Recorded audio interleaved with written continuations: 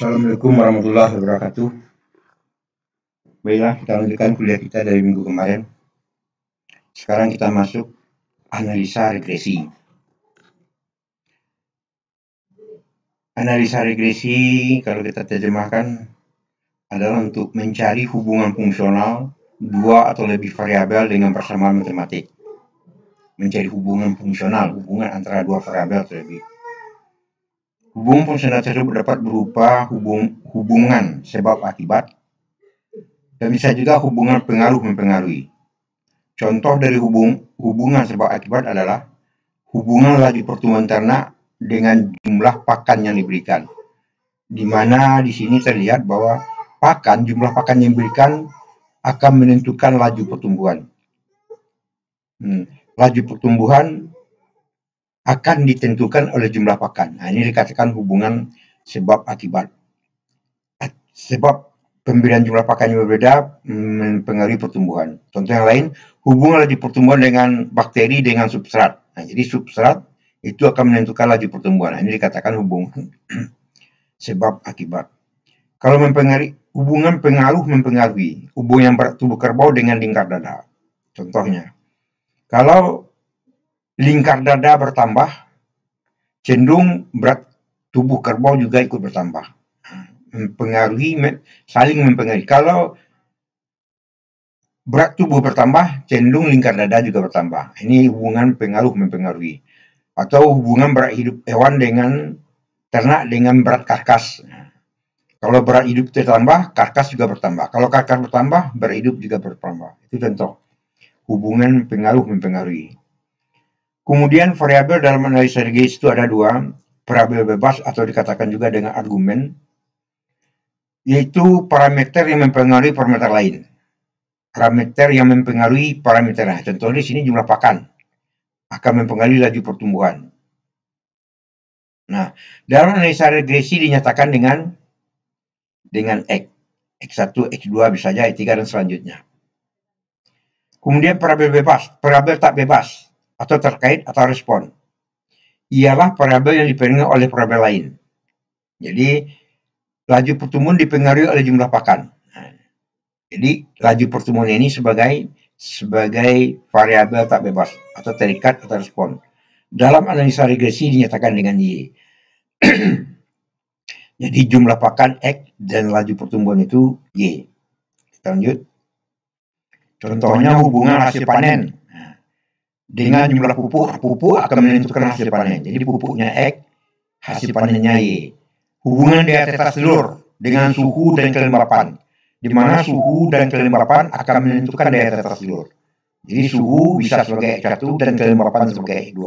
Itu kalau dua parameter, kalau tiga boleh aja 4, 5 sampai berapapun boleh. Yang ketiga contohnya hubungan hasil ujian matematik dengan fisika. Cenderungnya di sini adalah nilai matematik itu akan menentukan nilai fisika. Jadi cenderung matematik itu X dan fisikanya Y. Selanjutnya tujuan analisa statistik. Sebenarnya adalah untuk menyimpulkan populasi. Jadi kalau tujuan analisa regresi, usaha untuk menentukan hubungan fungsional beberapa variabel diharapkan berlaku di populasi berdasarkan sampel yang diambil dari populasi yang bersangkutan. Untuk regresi sederhana. Nanti klasifikasi regresi ini ada regresi sederhana, simple regresi. Simple regresi itu X-nya yang satu. Regresi yang hanya memiliki satu variabel bebas. Contohnya Y topi, Y dugaan, ini dikatakan A tambah BX. Atau simbolnya boleh B0, B1 pengganti AB. Kemudian nanti ada regresi komplit atau multivariate regresi. Regresi yang punya lebih dari satu variabel. Bisa A tambah BX1 tambah CX2. Nah, bisa aja tambah D X3 tambah Y X4 dan selanjutnya. Variabel X-nya bisa banyak sampai 12. Di sini saya berikan hanya contoh 21, X1 dan X2. Itu dikatakan multivariate. Jadi kalau lebih dari 1 X-nya dikatakan multivariate regresi. Nah, klasifikasi regresi sederhana. Yang paling sederhana itu model monomial, regresi linear, A tambah BX, linear, mono 1 X-nya. Regresi eksponensial, A, B pangkat X. Atau ini dia, Geometrik A X pangkat B, B-nya jadi pangkat. Regresi Gopher, Y sama dengan P Q BX. Itu dikatakan mono, satu X-nya. Di sini kodraktik masuk regresi polinomial. X-nya banyak. Banyak itu X-nya biasa, X-nya semua satu, tapi tetap ada yang nanti kodrat, ada yang X biasa. Atau regresi kubik X A tambah BX tambah CX kodrat tambah DX pangkat 3. X-nya itu sampai pangkat 3. Itu dikatakan regresi kubik. Nah, ini masih masuk ke dalam regresi sederhana. Nanti baru ada regresi multivariasi. Kalau regresi multivariasi contoh yang tadi, nah ini baru regresi sederhana tadi uraikan. Regresi multivariasi ini dia. Variabel back-nya lebih daripada satu. Ini klasifikasi regresi sederhana. Kemudian kita coba bicarakan dulu regresi sederhana monomial, regresi linear, yang merupakan regresi yang paling sederhana dalam regresi. Yaitu Y topi, ini kita baca Y topi atau Y dugaan, sama dengan A tambah BX. Nah, yang kita cari nanti nilai A dan nilai B, koefisien. A dan B itu dikatakan koefisien regresi. Kalau A saja intercept. Titik perpotongan garis regresi dengan sumbu Y. Misalkan ini garis regresi, dia berpotongan dengan sumbu Y, inilah nilai A. Kalau X sama dengan 0, Y sama dengan A. Nah, ini dia. Kalau 0 ini kan Y tinggal A. Kalau A sama dengan 0, garis regresi melalui titik pusat. Nah, melalui titik pusat ini dia, di sini dia garisnya. Titik pertemuan antara X dan Y. Di sana letak garis regresi. Kalau A-nya sama dengan 0. Kalau B slope garis. B ini artinya slope. Nilai kemiringan garis regresi. Nah, bila B positif, kurva variabel akan bertambah besar atau kecil. Bila B negatif, salah satu variabel bertambah besar dan satu lagi bertambah kecil. Ini kalau seperti ini garisnya tuh nilai B-nya positif. Karena kalau X-nya bertambah, Y-nya juga ikut bertambah. Tapi kalau garis miring ke sini, itu nilai B-nya dikatakan negatif. Kalau negatif, X-nya bertambah, nilai Y-nya menurun. Nah, nanti kita lihat. Nah, selanjutnya, menduga model regresi sesuai dengan tangan bebas. Jadi, data-data itu kita plotkan. Data-data hasil survei kita plotkan titik-titik ini misalkan. Oh, dari sini kita duga, oh berarti hubungannya linear ini. Cenderungnya hubungnya garis lurus. Regresi linear. Atau kita plotkan datanya seperti ini. Nah, kalau ini berarti cenderungnya regresinya kuadratik. Nah, dengan metode tangan bebas ini, dengan metode ini kita hanya dapat menentukan bentuk persamaan, hubungan kedua variabel ya, bentuknya linear atau kuadratik. Tapi kita nggak tahu di mana persamaannya. Kemudian ada dengan kedua metode kodrat kecil. Nah, di sini mulai kita menghitung.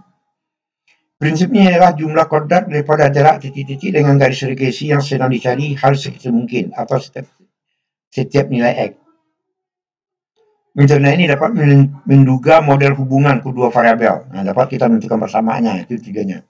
Menduga bentuk persamaan kedua variabel X dan Y. Di sini hubungan kedua variabel apakah linear, kuadratik, kubik, dengan untuk ini ada dua rumus. Yang pertama sebutkan dengan istilah rumus definisi. Rumus definisi itu adalah JXY-nya, ini rumusnya. Sigma XI dikurang X. Ini kita baca rata-rata dikali Y dikurang Y rata-rata. Kalau JXX ini rumusnya, JYY ini. Kalau ini JXY ya. Kalau rumus definisi. Kalau rumus hitung, ini rumusnya. Sigma XY, nah agak beda dengan ini.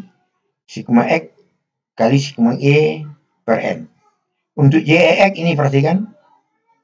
Sigma X. Kalau, perhatikan ini. Sigma X kodrat ini beda dengan sigma X dikodratkan. Ini sigma X dikodratkan. Kalau ini setiap nilai X dikodratkan dulu, baru jumlahnya kita ambil. Kemudian kita akan mencari nilai koefisien B dan A. Nah, B itu kita gunakan rumus yang ini. JXY dari sini boleh. JXX nilai yang ini dibagi dengan ini atau ini dibagi dengan ini. Kalau kita menggunakan rumus definisi, berarti yang dari ini kita ambil. Kalau untuk mencari nilai A, rumusnya ini. Y rata-rata. Y rata-rata kita tahu sigma Y bagi N dikurang nilai B yang ini dikali dengan X rata-rata. X rata-rata kita tahu itu udah umum, sigma X dibagi dengan N. Nah, inilah rumus-rumus yang akan kita gunakan untuk mencari koefisien A dan B. Oke, kita coba satu contoh.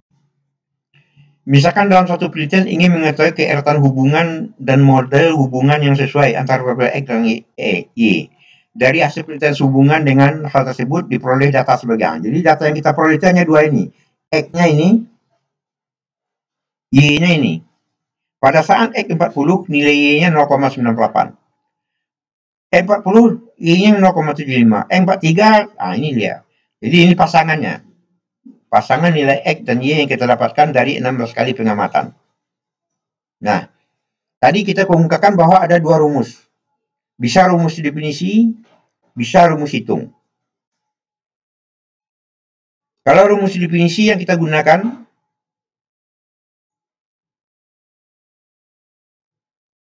adalah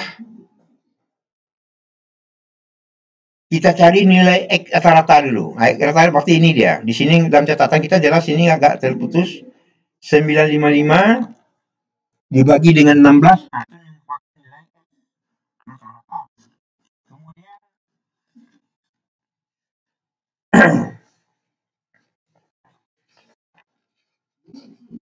Kemudian kita cari XI dikurang X rata-rata. Berarti 40. X rata-ratanya 59. Kalau di sini ada 9 nggak terlihat. Di dalam catatan kita ada PDF-nya.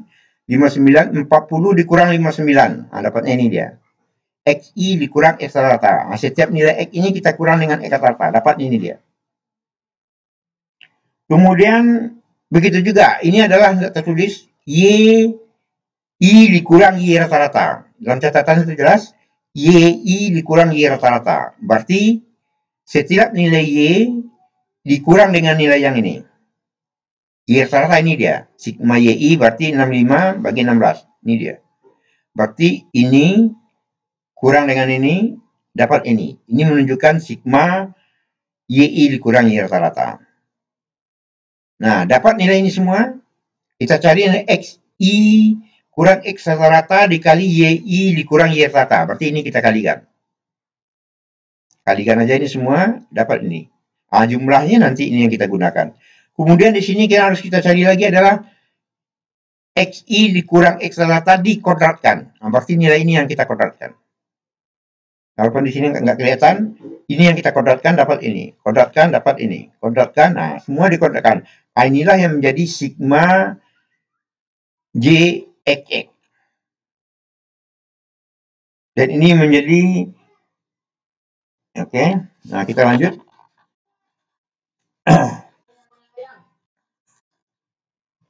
Menjadi sigma ini sigma JXY, ini sigma JXY, ini nggak kelihatan. Dan ini menjadi nilai sigma JXX. Nah, mencari nilai B itu adalah JXY. Nah, oke, kita lihat. B itu adalah JXY dibagi dengan JXX. Nah, bagi aja 95 ini bagi dapat ini dia. Kemudian dapat nilai B, maka bisa kita cari nilai A dengan menggunakan rumus ini. Y rata-ratanya berapa tadi? Dikurang B-nya yang kita ambil ini dia. Dikurang X rata-rata ini dia. Kita selesaikan dapat nilai A. Inilah nilai A. Ini nilai B dan ini nilai A. Dapat nilai A dan B, berarti dapatlah persamaannya. Inilah persamaan yang kita cari. Berarti persamaannya Y juga sama dengan min 7,8498 ditambah 0,1997X. Nah, inilah persamaannya. Persamaan ini bertujuan adalah untuk mengetahui, persamaan ini berguna adalah untuk menduga kalau nilai X-nya kita ketahui berapa kira-kira nilai Y. Nah, misalkan X 90. Kalau X 90 di sini kan ada 90, nilai Y-nya berapa? Tukar aja ini 90. Kalikan dengan ini, tambahkan dengan ini. Selesaikan dengan itulah nilai Y.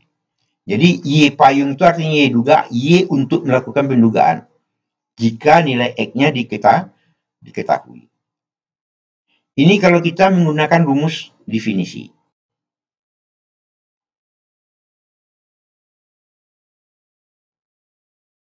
Oke. Bentar. Oke.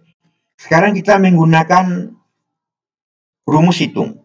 Datanya itu juga X, Y sama 16. Cuma kalau rumus hitung, yang harus kita cari tambahannya nilai-nilainya adalah E kuadrat. Kuadratkan ini. Y kuadrat. Kuadratkan ini. XY kalikan ini. 40 kali 98. Dapat ini dia. Kalikan semua. Jumlahkan nanti. Nah, ini merupakan nilai sigma X. Ini sigma Y. Ini sigma E kuadrat. Ini sigma Y kuadrat. Ini sigma XY. Nah, nilai-nilai inilah yang kita gunakan untuk mencari nilai B dan A menggunakan rumus hitung. Oke, kita lihat. Kalau JXY, rumusnya ini dia. JXY dikurang sigma YX, sigma X kali sigma Y. Nah, so kali ini nilainya. Dapat nilai JXY-nya. Kalau XX rumusnya ini. Nilai-nilainya yang tadi kita masukkan, dapat ini dia. JY ini dia. B-nya JXY per JXX. Berarti ini. 951 dibagi dengan 4 ini. Dapat ini. A-nya masukkan ke dalam rumus A, Y rata-rata dikurang B rata-rata. Dapat ini dia. Akhirnya dapat nilai A, dapat nilai B, dapat persamaan. Persamaan sama dengan menggunakan rumus definisi. Rumus definisi ini juga hasilnya. Kalau kita gunakan rumus hitung, hasilnya ini juga sama. Jadi terserah kita menggunakan rumus definisi atau rumus hitung, hasilnya sama. Selanjutnya, saya ingin terangkan kalau Anda menggunakan kalkulator. Kalau menggunakan kalkulator, tipe-nya ini ya. Kalau agak berbeda, tipe-nya tolong Anda pelajari. Biasanya ada dalam buku petunjuknya. Nah, kalau yang setara dengan ini, nah silakan. Menggunakan kalkulator itu membuat program statistik. Tekan mode itu ini dia. Tekan angka 3. Tekan angka 1. Nah, ini maksudnya mode 31. Jadi mode angka 3, angka 1. Nah, maka keluar itu artinya Anda telah membuat program regresi linear. Itu artinya. Kalau Anda lakukan mode 31 berarti Anda telah membuat program regresi lin itu linear. Setelah itu memasukkan data, menginputkan data ke dalam. Kan X1 tadi 40. Kan 40 biasa saja. 40. Tekan yang ini. Koma ini. 40, tekan nilai Y-nya 0,98. 0, koma yang ini ya. 98 M plus. Begitu selanjutnya. X2 40 lagi. 40. Tekan ini. 0,75. 0,75 M plus. Masukkan semua data. Sampai 16. Nanti keluar N-nya sama dengan 16. Untuk menentukan nilai. Ya, untuk menentukan nilai. Kalau Anda tekan shift 1, maka Anda akan bisa menentukan nilai E kuadrat, sigma X, dan nilai N. Dengan cara kalau Anda tekan 1, shift 1, berarti Anda mendapatkan nilai sigma E kuadrat. Kalau Anda tekan shift 1, 2, Anda akan dapatkan sigma X. Kalau Anda tekan shift 1, 3, berarti N. N itu banyak data yang Anda masukkan. Nah, perhatikan ini. Yang kedua, shift 1 juga, tapi geser. Nah, geser itu maksud saya ini. Shift itu ini ya. Shift angka 1. Ini nah. Shift 1 geser. Nah, geser itu yang ini. Perhatikan ini. Jadi yang saya maksud itu, shift 1 geser itu yang ini. Shift 1 geser. Maka keluar nilai-nilai ini. Akan nampak di layar sigma Y kuadrat, sigma Y, sigma XY. Nilai yang mana Anda ingin tahu? Ingin tahu nilai sigma Y kuadrat, tekan 1. Ingin tahu nilai sigma Y, tekan 2. Ingin tahu nilai sigma XY, tekan 3. Itu untuk shift 1. Coba perhatikan lagi shift 2. Tekan shift, tekan angka 2. Keluar ini dia. Ini untuk menunjukkan X rata-rata. Dan ini yang kita gunakan sering adalah simpangan baku populasi. Simpangan baku sampel SSX ini. Jadi simpangan baku nilai X itu adalah ini dia. Kalau shift 2 geser, sama dengan tadi shift 2 geser, keluar nilai ini. Kalau Anda ingin tahu nilai Y rata-rata, tekan ini dia.